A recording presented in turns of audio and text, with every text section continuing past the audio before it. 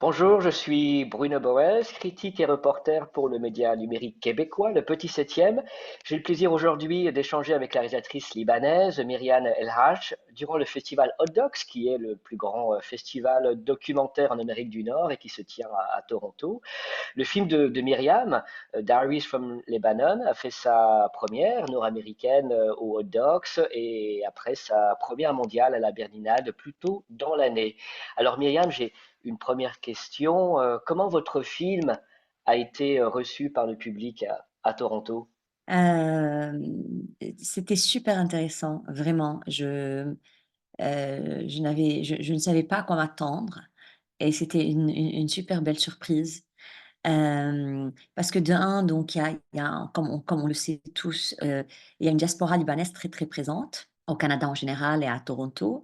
Et ça, c'était vraiment ça m'a fait beaucoup beaucoup plaisir de voir comment, il y avait beaucoup de Libanais à la première projection et à la deuxième projection, le bouche à oreille avait aussi circulé et beaucoup sont venus en me disant: «J'ai su qu'il y a un film libanais, there was a Lebanese film in town». So et ils sont venus, hem et en plus le public ce que j'ai beaucoup aimé, c'est que le public, réagissait en direct dans la salle, tous, pas que les Libanais. S'exprimaient, rigolaient, leur corps réagissait et il y avait une interaction dans la salle que j'ai beaucoup appréciée parce que ça nous fait tout le temps plaisir de voir ça, en tant que cinéaste. On ressent directement si ça marche ou si ça marche pas, quoi. Et en direct comme ça dans la salle et voilà, après ça a fait beaucoup réfléchir bien sûr, les gens sont venus me poser des questions, il y a eu énormément de discussions après le film, donc non, c'était très, très enthousiasmant. La deuxième projection était pleine, il y avait des gens qui n'ont pas pu rentrer, ce qui fait que j'ai aussi voilà, j'ai reparlé avec Hot Docs pour, d'éventuelles dans le futur projections, du film à nouveau, pour ceux qui n'ont pas pu le voir. Absolument, et il faut rappeler que Hot Docs, c'est le seul cinéma dans le monde qui est dédié exclusivement aux films documentaires. Donc toute l'année, effectivement, il y a des projections de films documentaires canadiens et aussi internationaux. Alors votre film commence en 2018 avec les élections corrompues au Liban, avant que ne commence la vague de protestation et de soulèvement du peuple, de votre peuple. Et je dirais que quel est l'élément déclencheur pour faire votre film? En fait, c'est un peu ça, c'est-à-dire en 2018, je sentais un air de changement dans le pays, des choses qui bougeaient, qui avait une nouvelle génération qui se prépare qui en avait trop marre et qui se préparait pour défier, le statu quo, ceux qui étaient au pouvoir depuis 40 ans.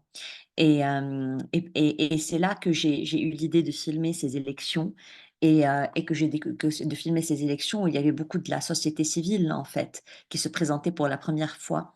Et c'est là où j'ai découvert Joumana, qui est journaliste, féministe, activiste et poète à la base et qui n'avait jamais rien fait, jamais pensé à être dans la politique, mais cette année, elle défiait.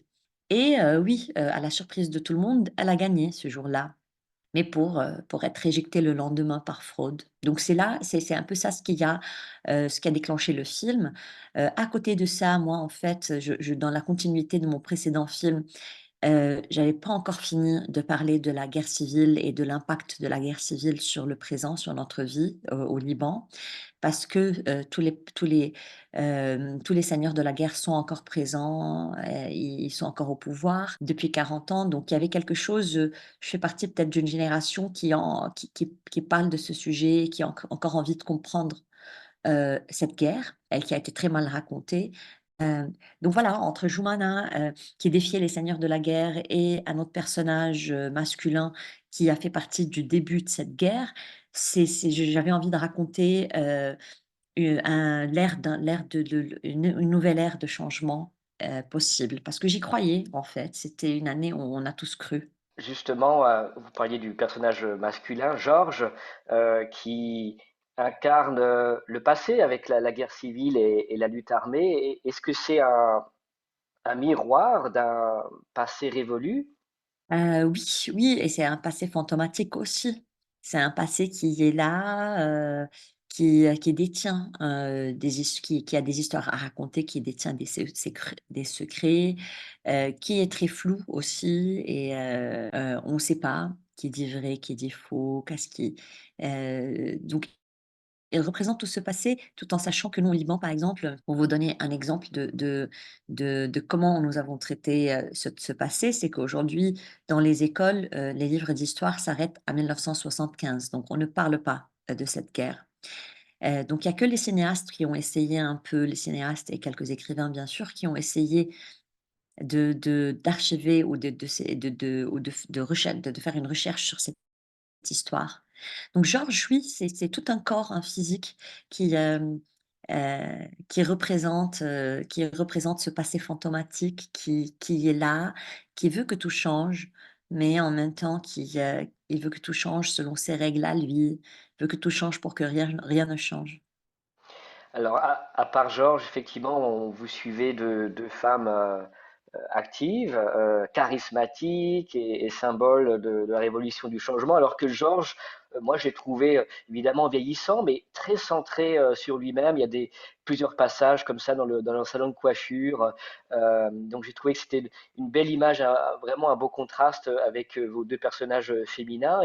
Et d'une manière générale, est-ce que les femmes au Liban, est-ce qu'elles sont partie prenante des mouvements de contestation au Liban?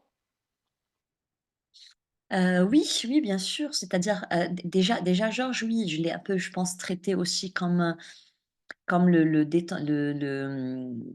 détenteur, il vit dans un musée aussi, Georges. À la maison, il vit comme dans un musée, il s'est arrêté dans le temps, mais il prend soin des apparences, il prend soin de rester beau, mais pour retourner à la maison.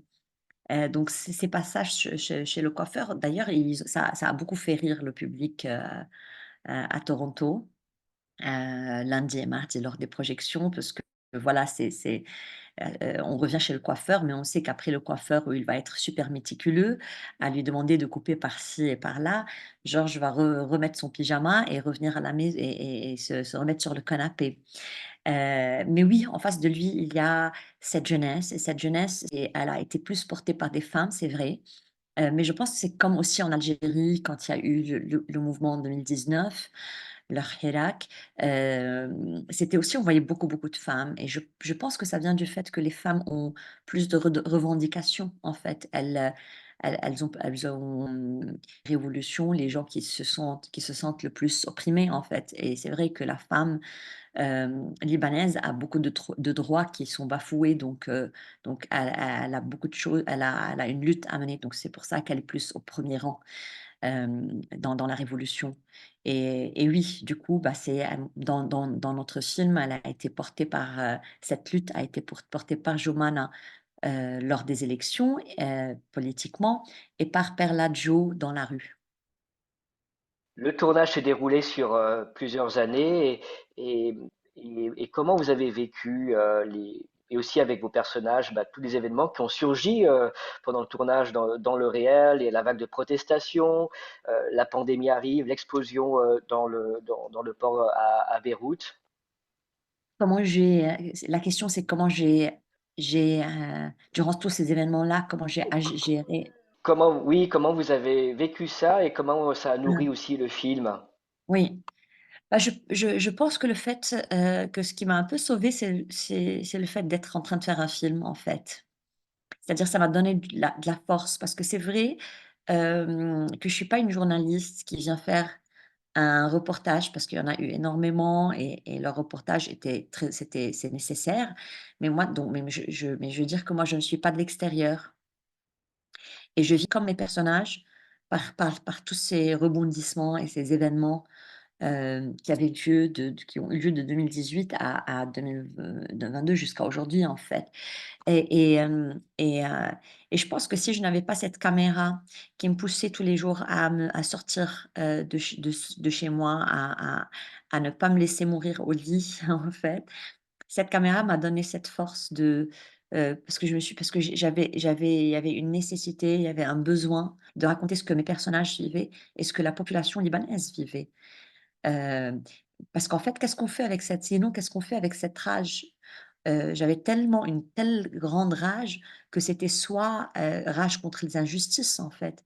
Donc que c'était soit je me suicide ou je fais un acte, terroriste dans l'asile ou je transforme ça et je pense que j'ai transformé ça dans le film et d'ailleurs, c'est à cet endroit-là, parce que donc c'était un film sur ces 3 personnages, sur une très c'est un et le film faisait 3 heures et malgré ça, je sentais encore quelque chose que je n'ai pas fini de raconter et c'est là que mon personnage est rentré dans le film parce que je deviens un quatrième personnage c'est là où le titre aussi a changé et c'est devenu Diaries et c'est Diaries from Lebanon parce que j'ai senti que vraiment pendant toutes ces années, j'avais besoin de raconter de donner des nouvelles du front, en fait, de raconter des nouvelles de ce qu'on vivait nous à l'intérieur et ce qui était, raconté très souvent du point de vue des politiciens et pas de notre point de vue et c'est ma façon de garder une trace de ce qu'on a vécu pour dire aux peut-être pour dire aux générations futures que nous avons essayé de changer les choses, quoi. Votre voix, justement, et c'est un peu le fil conducteur, votre quatrième personnage du film, tourné vers le passé, mais vers le présent, vers l'avenir, mais il y a aussi euh, cette réparation d'un chagrin d'amour au moment même où votre pays bascule. Et le mot amour revient vraiment à plusieurs reprises dans votre film. Alors, est-ce que c'est l'amour qui manque au Liban? Elle est belle cette question. C'est vrai que, quelque part oui, parce que en fait, le titre en arabe n'est pas exactement la traduction de Diaries from Lebanon. Le titre en arabe, c'est Matl Qasas al-Hubb, c'est-à-dire comme les histoires d'amour. Et je pense que j'ai eu ce titre quand j'ai compris que je faisais un film sur notre relation d'amour et de haine envers le pays. Hem, donc oui, si je parle tout au long du film et le film commence comme ça parce que je pose la question à mon oncle, je lui dis: «Pourquoi ça ne marche pas avec moi amoureusement?» est-ce que j'ai un si ça commence comme ça, c'est parce que oui, il y a une recherche d'amour, il y a une recherche il y a des ruptures amoureuses qui ont lieu tout au long pendant ces années.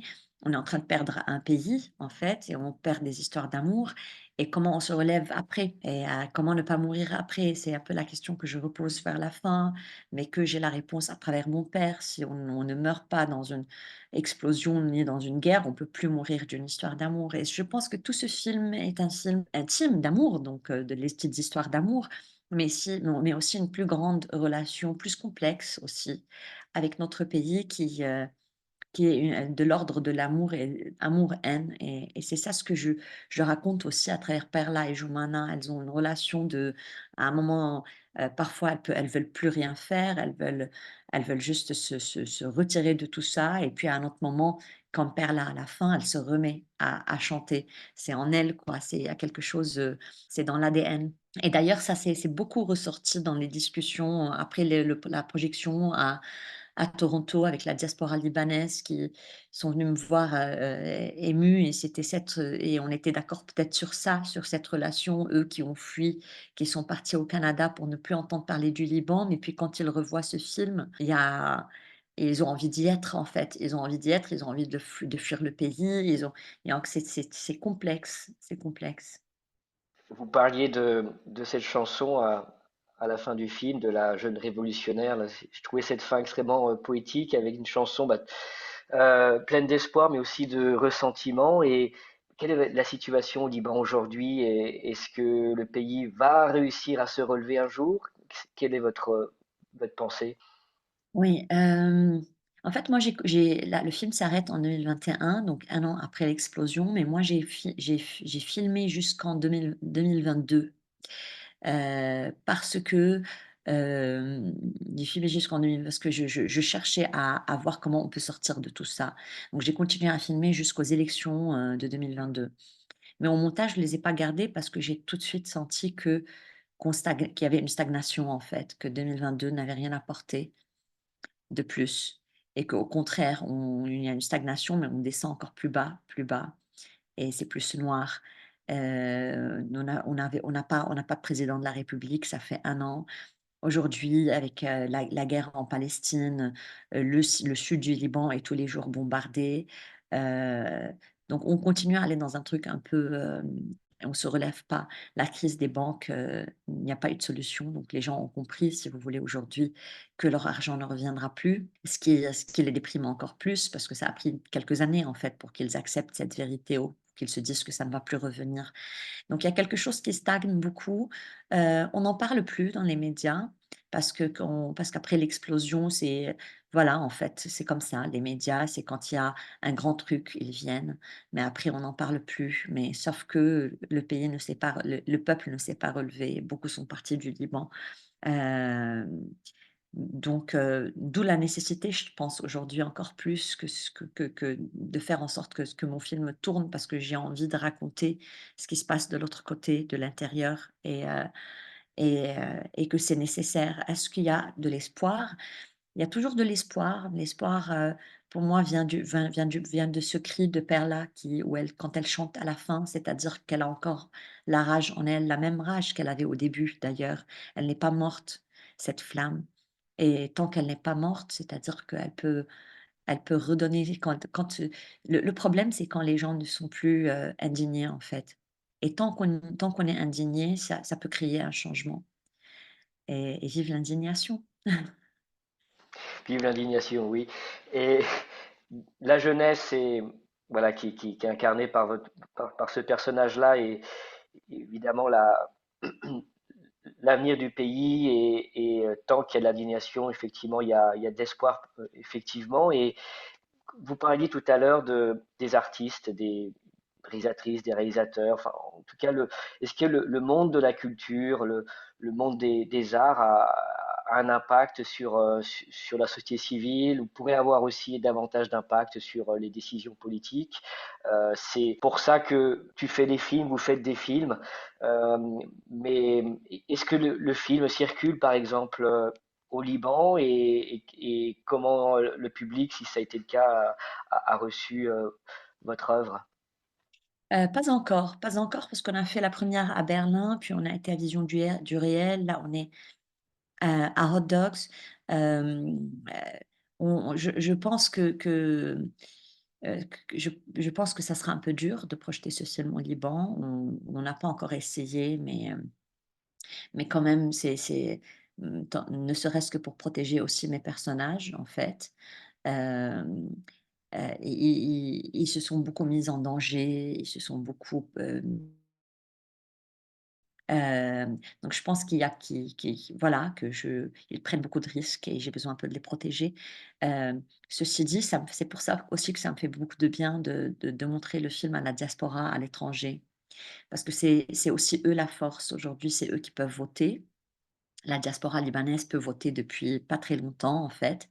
Donc je pense que c'est important qu'ils puissent voir ce qu'on vit, de l'intérieur, surtout ceux qui sont partis depuis longtemps, en fait, c'est important qu'ils sachent ce qu'on vit de l'intérieur. Heu, les films continuent, oui, à pousser vers un changement, parce que si le film n'est pas projeté aujourd'hui même, au Liban, pour moi, c'est pas super grave, parce que je me dis que on fait des films pour qu'ils restent dans l'histoire du cinéma. Si c'est pas aujourd'hui, ça sera demain. Au final, ces politiciens ne pourront pas rester au pouvoir, plus qu'une vie, non? Donc voilà, donc un jour, ça sera pour un jour.